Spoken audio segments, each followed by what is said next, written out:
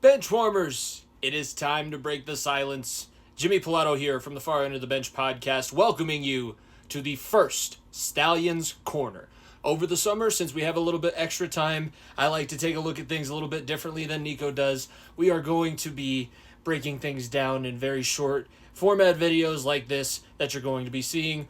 With that being said, make sure that you check out all of the playoff content that we're coming off of. I know that we're grieving really hard, so if you missed playoffs, go back at FEOTB Pod, subscribe to the YouTube channel, check out the merch store, check out the Variety Sports Network. We're making appearances all over the place. Let's go ahead. Episode 1 of the Stallion's Corner. As far as updates for content, we will have a podcast coming out, solo episode tomorrow. Nico is still in Albany. They're getting ready for week 1 of the PLL. And with that going on, let's go ahead and take a look at some of the matchups that we have, especially for Nico's California Redwoods, and we'll also take a look at the matchup for the Denver Outlaws. Week 1 of the PLL kicks off. The California Redwoods do have a bye, so Nico is out there. They are practicing. They're getting an extra chance to get their shit together before they move on to their first game. We know last year ended disappointed in the semifinals. Need to look forward to building upon that performance.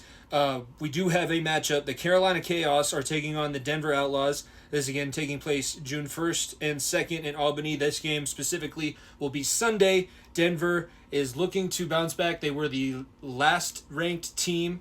We'll have to make sure that Nico comes back on because I need to make sure that I kind of up myself on all my PLL knowledge. But this is the first season of the rebrand. So we finally have the Denver Outlaws back. That was our MLL franchise here in Colorado.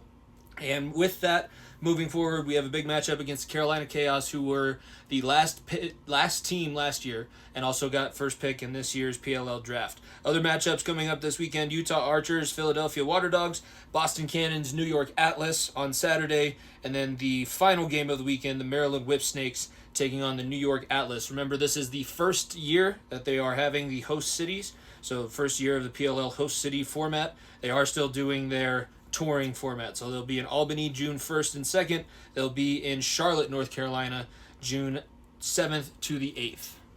In making sure we stay current, unfortunate news that Bill Walton is no longer living and did pass away, was battling cancer over the last few years. Nico's talked about Bill Walton quite a bit. Him and Nico kind of championed the Pac-12, obviously on a little bit different scale, where Nico is doing it on our show, and Bill Walton was doing it while also rambling. One of the biggest personalities, but what I was able to learn and kind of what you see as, it's unfortunate that you normally only see people get their flowers after they're no longer there to accept them, but listening to people talk about Bill Walton and who he was a great competitor in college and in the NBA. Larry Bird had this quote to say, "I am very sorry about my good friend Bill Walton, the passing of my good friend Bill Walton. I love him as a friend and a teammate. It was a thrill for me to play with him, to play with my childhood idol, and together we earned an NBA championship in 1986. He is one of the greatest to ever play the game.